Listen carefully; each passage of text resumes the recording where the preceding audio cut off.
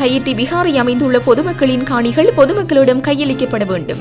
யாழ்ப்பாணம் நாகவிகாரையின் விகாராதிபதி விமல தர்ம தேரர். மன்னார் நகர பிரதேச செயலகத்தில் வைத்து கடமையில் இருந்த பெண் கிராம அலுவலரை தாக்க முயற்சி. போராட்டத்தில் குதித்த கிராம அலுவலர்கள். சிறையில் வைக்கப்பட்டுள்ள டக்ளஸ் தொடர்பில் வெளியான தகவல். அர்ச்சுனா சொன்னதை ஏற்க முடியாது, சவால் விடுக்கும் தையிட்டி காணி உரிமையாளர்கள். டக்ளஸை தொடர்ந்து சிக்கப்போகும் 80 முக்கிய புள்ளிகள், அச்சத்தில் தென்னிலங்கை. யாழ்ப்பாணம் சர்வதேச கிரிக்கெட் மைதானம் தொடர்பில் வெளியான தகவல். இலங்கைக்கு விஜயம் செய்ய உள்ள சர்வதேச நாணய நிதிய குழு.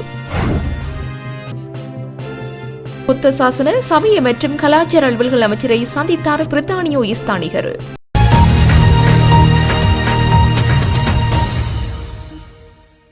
தையிட்டி விகாரை அமைந்துள்ள பொதுமக்களின் காணிகள் பொதுமக்களிடம் கையளிக்கப்பட வேண்டும் என யாழ்ப்பாண நாகவிகாரையின் விகாராதிபதி விமல தர்ம தேரர் குறிப்பிட்டுள்ளார். புதிய அரசாங்கம் ஜனாதிபதி உட்பட அனைவருக்கும் நான் ஏற்கனவே தையிட்டி விகாரை அமைந்துள்ள காணி பொதுமக்களின் காணி என்பதனால் அதனை உரித்துடைய பொதுமக்களுக்கு வழங்க வேண்டும் என இன்று மீண்டும் அரசாங்கத்திடம் வலியுறுத்தியுள்ளார். எல்லோருக்கும் வணக்கம். இந்த தையிட்டி திஸ்ஸவிஹார சம்பந்தமாக நான் நாகவிஹார சுவாமி மாதிரி முதலில் நான் பொதுமக்களுடைய காணி பொதுமக்களுக்கு கொடுக்க வேணும் மாதிரி சொல்லியிருக்கிறது. இந்த நேரத்தில் நான் சட்ட நீதி அமைச்சோம் வேறு ஜனாதிபதியோ இந்த அரசாங்கத்தில் எல்லாம் மக்களுக்கு சொன்னார், இந்த பொதுமக்களுடைய காணி பொதுமக்களுக்கு கொடுக்க வேணும், இது தான் உண்மையை இது தான் செய்ய வேணும். இதில் நான் சரியான சிங்கள மக்களுக்கும் தமிழ் மக்களுக்கு சொல்லுவேன், இந்த குலப்படி மாதிரி இந்த பொலிட்டிக் மாதிரி போக வேண்டாம். இது நாங்களுடைய இந்த மக்களுடைய உரிமை மக்களுடைய காணி மக்களுக்கு கொடுத்து இது பௌத்த விஹாரில் சொந்த காணி பௌத்த விஹாரில் நடக்க மாதிரி நடக்க வேணும். இது எல்லா மக்களுக்கு வேறு பிரச்சனை இருக்கிறது. இது பிரச்சனை நாங்கள் அரசாங்கத்திலும் நாங்களுடைய ஒற்றுமையாக இது சொந்த ஐடி சொந்தமான காணி நாங்கள் பொதுமக்களுக்கு கொடுக்க மாதிரி தான் நான் முதலில் சொன்னது. இந்த மாதிரி செய்ய வேணும் தான் நாங்களுடைய பிரார்த்தனை. எல்லோருக்கும் மூர்த்திகளின் சரணம்.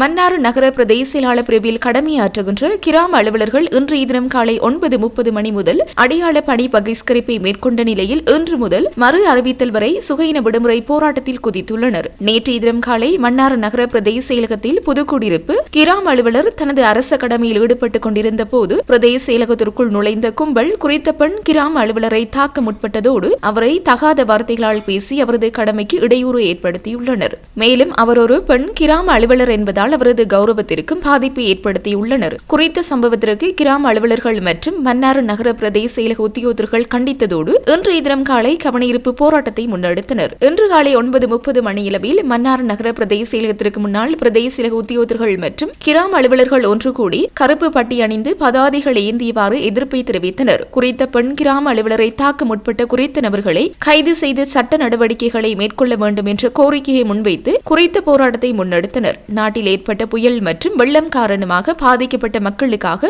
நிவாரணப் பணிகள் இடம்பெற்று வருகின்ற நிலையில் பாதிக்கப்படாதவர்களும் தமக்கான நிவாரணங்களை வழங்குமாறு தொடர்ந்து பல்வேறு விதங்களில் தம்மை அச்சுறுத்தி வருவதாகவும் தாங்கள் அரச சுற்று நிரூபங்களுக்கு அமையவே தமது கடமைகளை பல்வேறு இடர்களுக்கு மத்தியில் முன்னெடுத்து வருவதாகவும் போராட்டத்தில் ஈடுபட்ட கிராம அலுவலர்கள் தெரிவித்தனர். நீதிமன்றத்தால் விளக்கமறியலில் வைக்க உத்தரவிடப்பட்ட முன்னாள் அமைச்சர் டக்ளஸ் தேவானந்தா மகர சிறைச்சாலை வைத்தியசாலையில் அனுமதிக்கப்பட்டுள்ளார். மகர சிறைச்சாலையில் முன்னாள் அமைச்சருக்கு பலத்த பாதுகாப்பு வழங்கப்பட்டுள்ளது. அத்துடன் பார்வையாளர்களை சந்திப்பது கட்டுப்படுத்தப்பட்டுள்ளதாக சிறைச்சாலை வட்டாரங்கள் தெரிவிக்கின்றன.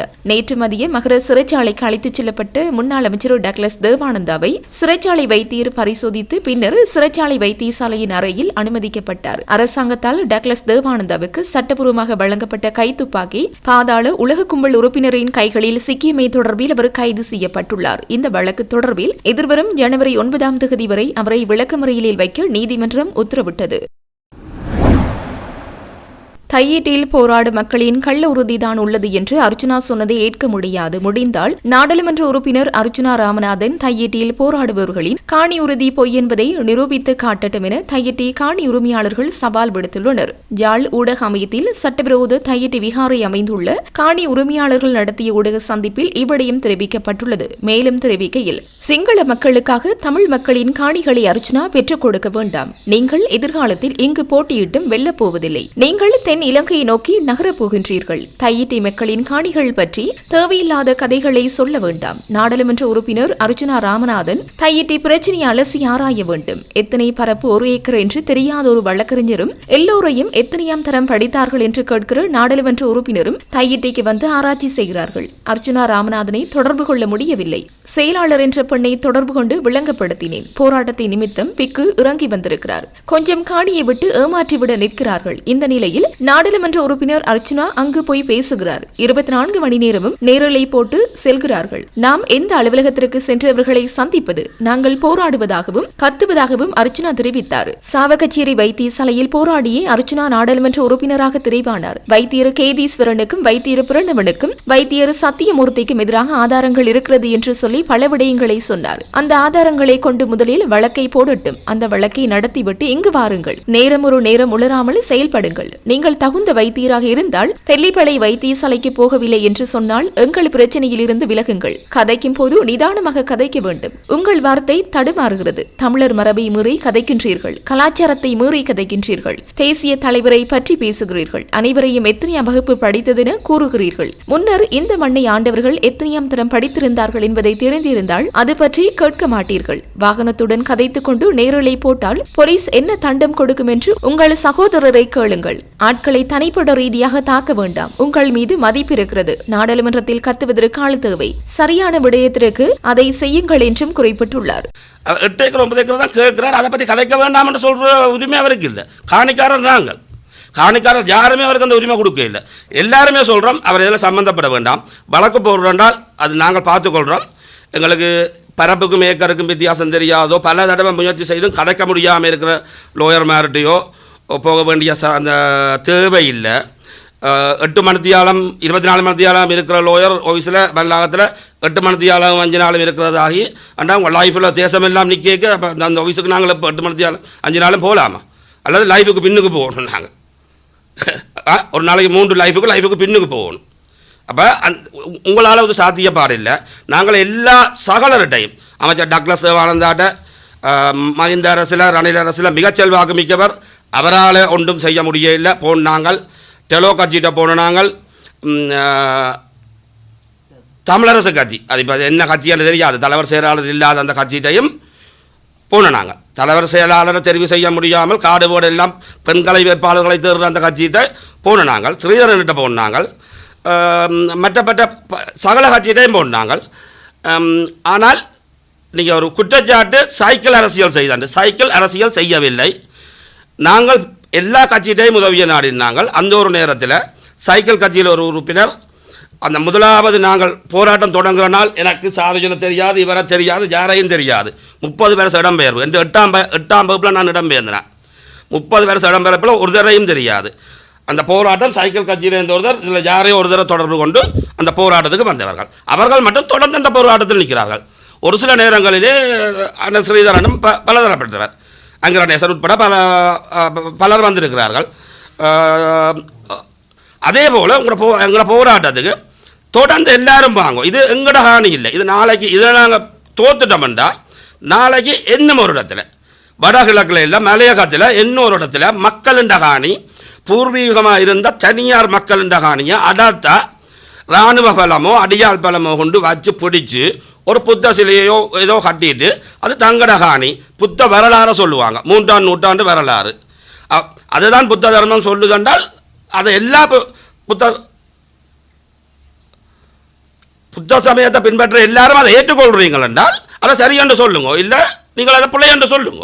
இல்லை இது அடாத்தா பிடிச்ச காணி இது பிள்ளையண்டா அது பிள்ளை, அதுக்கு தீர்வை காணுங்க. தீர்வை காணணும் என்ன செய்யணும்? புத்த கோயிலுக்குரிய காணி சாமி எங்களுக்கு சொல்கிறார். போய் சந்திச்சு நாங்கள் நயனாபியாளாதிபதியை அவர் தெளிவாக சொல்கிறார், என்ன கூப்பிடையில் ஒருத்தர் என்ன கூப்பிடுங்கோ, நான் வாரன், என்னட்ட உறுதி இருக்குது, காணி எந்த உறுதி தனியே இருக்குது, வெளியிலே இருக்குது. உங்களை காணி அடாத்தா பிடிச்சிருக்கலாம். இது புத்த தர்மத்துக்கு எதிரானது. பிடிச்சவ யாரோ பிடிச்சி ஒரு சாமிகிட்ட கொடுத்துருக்கு வேலாதிபதிகிட்ட. அவரையும் கூப்பிடுங்கோ.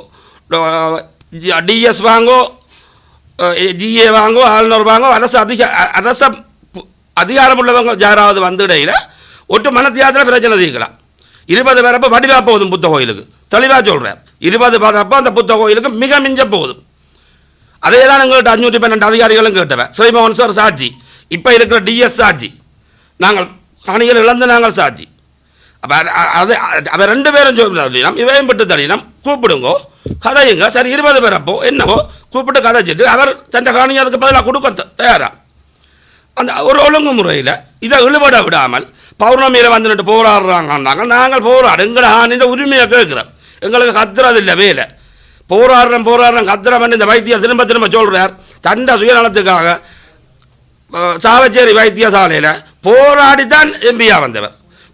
நீங்கள் போராடிக்கல வைத்தியர் கேதீஸ்வரனுக்கும் வைத்தியர் சத்தியமூர்த்திக்கும் வைத்தியர் பிரணவனுக்கும் சொன்னதை இந்த இதுக்கு டாக்குமெண்ட்ஸ் இருக்குது, ரெக்கார்டிங் இருக்குது. அந்த கேஸுகளை முதல்ல போடுங்கோ. உங்களோட வைத்தியசாலை சாவச்சேரி வைத்தியசாலையில் நீங்கள் கண்ட குறைபாடுகள்ன்ற வழக்கம் நடத்துங்கோ. நடத்தி போட்டு நேரம் ஒரு உளராமல் கையெடுத்து கும்பிட்றான் வைத்தியரே. நீங்கள் தகுந்த வைத்தியராக இருந்தால், நீங்கள் தெல்லிப்பளை ஆஸ்பத்திரிக்கு போய் வர இல்லையாக இருந்தால் தயவு செய்து எங்கட பிரச்சனையிலேருந்து விலகுங்கோ. நீங்கள் கதை கேட்க நிதானமாக கதையுங்கோ. உங்களோட கதை தடுமாறுது. ஒரு தமிழர் மரபை மீறி கதைக்கிறீங்கள், கலாச்சாரத்தை மீறி கதைக்கிறீங்கள். காவல்துறை அதிகாரி தேசிய தலைவரை மேறுதட்டுறீங்கள். போகிற எல்லாரையும் எத்தனையாம் வகுப்பு படித்த நீங்கன்னு கேட்குறீங்கள். யாழ்ப்பாணத்தை கட்டியமைச்ச தளபதி மாதிரி எத்தனையாம் வகுப்பு படித்தவை என்று உங்களுக்கு அவையோட வாழ்ந்த நீங்கள் தேசிய தலைவர்னு சொல்கிற உங்களுக்கு தான் விளங்கணும். அதாவது மற்றவைக்கு காவல்துறை அதிகாரி அண்ணன் இருக்கிறார், காவல்துறையில் இருந்தவர் கிளிநொச்சியில் இருக்கிறார். கூட அண்ணன் ரகுராமன் கேளுங்கோ முதல் கேளுங்கோ. வாகனத்தில் கதைச்சு கொண்டு லைஃப் காட்டி கொண்டு வாகனம் ஓட்டினா காவல்துறை என்ன பனிஷன் கொடுத்தான்னு கேளுங்கோ. அதுக்கு தண்டப்பணம் என்னென்னு கேளுங்கோ. இந்த லைஃப்களை நிப்பாட்டுங்கோ, தையட்டி பட்டி நிப்பாட்டுங்கோ. ஆக்களை தனிப்பட்ட ரீதியில் தாக்குறதை நிப்பாட்டுங்கோ. உங்கள் மேலே மதிப்பு இருக்குது, உங்களோட கதையின் மேலே மதிப்பு இருக்குது. பாராளுமன்றத்தில் கத்துறதுக்கு ஒரு ஆள் தேவை. சரியானதை கற்றுங்கோ, சரியானதை கேள்வி கேளுங்கோ. தையட்டி விகார ஒன்றுமே வைத்தியர் அர்ஜுனாவுக்கு தெளிவாக சொல்கிறோம்.